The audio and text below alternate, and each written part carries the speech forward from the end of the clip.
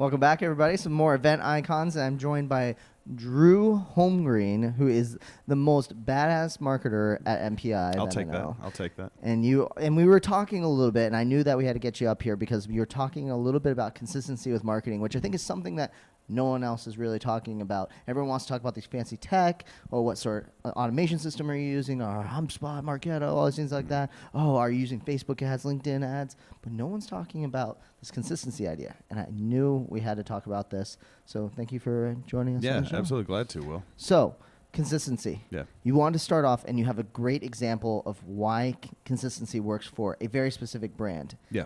Who we all don't like, all audio people. As an AV guy, I don't like this brand at all. Right. But you bring up a really good point about their marketing. Yeah. Can you share that? Yeah, absolutely. So, I'm very new school in a lot of things in terms of tech and stuff like that, but very old school in terms of strategy, because good strategy shouldn't necessarily match with tech. A good strategy should always be based in the fundamentals, right? And so one of the best fundamentals in marketing strategy is consistency, and it's widely overlooked.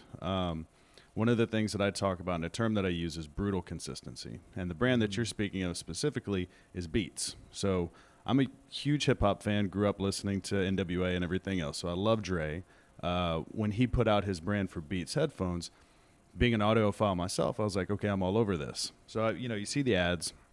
You see LeBron walking around with them, Tom Brady walking around with them, Serena Williams, everybody, right? So you assume, well, these are all endorsers of the product, so it's got to be a great product. I then go to a retailer in the States to buy a pair, and I'm talking to the guy, and he said, actually, these are kind of crap. These are not very good. He said, you should actually go with these. These are better rated, better sound, et cetera, et cetera. So I started looking at how they were marketing themselves, and they are completely relying solely on that influencer side, right? And delivering that with such brutal consistency across the board, whether it's a TV spot, whether it's a radio ad, print ad, online ad, and product placement. So we were actually talking earlier about the movie Book of Eli.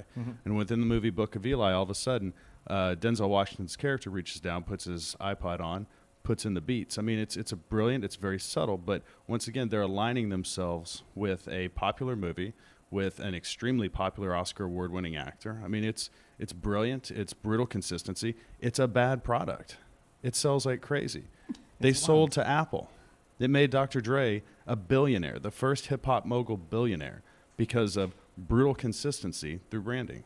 So I think you bring up a really good point about knowing what you're good at. And I think the idea behind marketing is that most people, when they think of marketing, they think, oh, I'm just getting my message out there. But they don't realize that marketing is also about designing your product. It's about finding the market fit, right? And they knew that the people who are going to buy their product don't necessarily care if it's the best quality audio. It was about that image, right? Seeing that bee on the side of their head. And I think that's super duper important for sure. So how do you think that people in the events industry, let's focus maybe planners rather than suppliers. Suppliers, obviously, it can take a lot, I think, when it comes to the marketing stuff. But planners, how can they keep consistency when it comes to planning the marketing for their events? Well, you actually mentioned something a second ago that hits on that consistency and finding that one thing that is ownable and distinguishable about your brand, your product, your event, yourself, even as a planner, as a personal brand, and then exploiting the heck out of that. So finding that one thing, again, going back to the Beats example,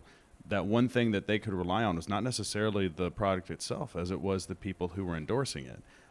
So same thing with the planner, is finding what's that one area of expertise that you have. In your case, it might be I do really well with audio type or audio visual type of events that I can plan, or it might be something more education oriented.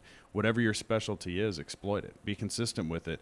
Push it out there. Seek out clients who match your kind of specialty, and just kind of go with it hard. That's awesome. I think when you bring up the idea of brutal consistency too, is like going all in on it too. Yeah. And sometimes it might not make sense. And you might be like, oh well, like for example, us on the audiovisual side, a lot of times there's these temptations to say, oh, we can do more than AV, we do more than technology and things like that. And for us, we were like, no, we're just going to be the easy to work with AV company all the way through, even if someone is begging us to do that sort of thing, and go, and be a little bit less consistent when it comes to it. I think that's really important. What other sort of tips do you have when it comes to being consistent when it comes to marketing? Yeah, so really, when it comes to being consistent, I mentioned that brutal consistency, and it's all channels. And something else to talk about. And I've got a friend of mine who's kind of got a startup company, and finding not only the consistency also needs to start with what you're good at, what you can own, but what your end consumers really want, right? So a friend of mine has a startup company, and it's a company that does Pilates straps, okay? But their product is more expensive than the rest of them in the market, and they're very customized. So he said they've been testing a bunch of different marketing messages, things like that, and he's like, man, nothing's really sticking right now. And I said, who's your target audience? He didn't have an answer. Ooh. Okay? So I said, all right, well, this is pretty simple, actually. What you need to do is you need to do a little bit of testing. It's not as hard as you think. So put some simple Facebook polls out there. If you've got a good database that you can message to, send a simple email out to them and try and get some answers so you can learn more about them. But don't ask the questions like, what's your household income? What's your gender? That sort of thing. No, ask questions that get to that, but get there in a way that's a little bit more subtle. When you like to grocery shop, do you go to, a standard grocery store like Albertsons? Do you go to Walmart? Do you go to Whole Foods? So you can kind of start to understand their spending appetite and how much they will spend for, and you can start to get a little bit better of an understanding of where their value is. So that way you can then figure out, okay, if these are my target audience's values, and this is what I stand for as a brand, do these two align, or how can I kind of work that a little bit to my advantage so it speaks more to their needs? And then you deliver that with consistency. Ooh, I think that's deep. I think that you bring up a super solid point, because it literally, I think so far too often we're so distracted in this day and age of technology where, ooh, shiny object syndrome, Right. Instagram marketing over here, oh, Facebook ads over here, that we sometimes forget that, it comes down to understanding your audience really, Right. really hugely. I definitely can concur with that too, because, buyer personas, as they call it, right? Yeah. Is the terminology. Build your buyer persona. And for a long time, you think to yourself, oh, why would I need these profiles to describe who my customers are? I talk to them every day. Right. But then until you kind of take a step back and kind of realize what they have in common, and kind of see trends. And so to give people an example of how this works is, not necessarily just related to their pain points as well, but we realized at Endless, for example, we create a quadrant system, and on the, y-axis, it's experienced versus not experienced. And then on the x-axis, it's like show-stopping events versus, more turnkey, just needs to happen kind of events. And we realize is it creates this 4-quadrant system of all of our buyer personas. So really easily we can bucket people based on that and design content for them. Right.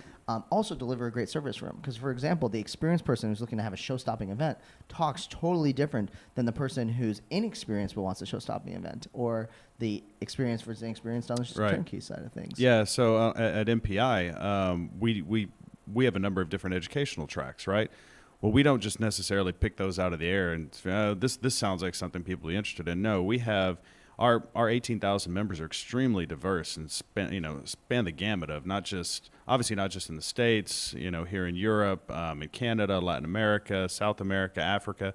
So there's a lot of differing needs, right? So specific to one of the reasons why we're here at IMEX right now is we're launching education here in Europe.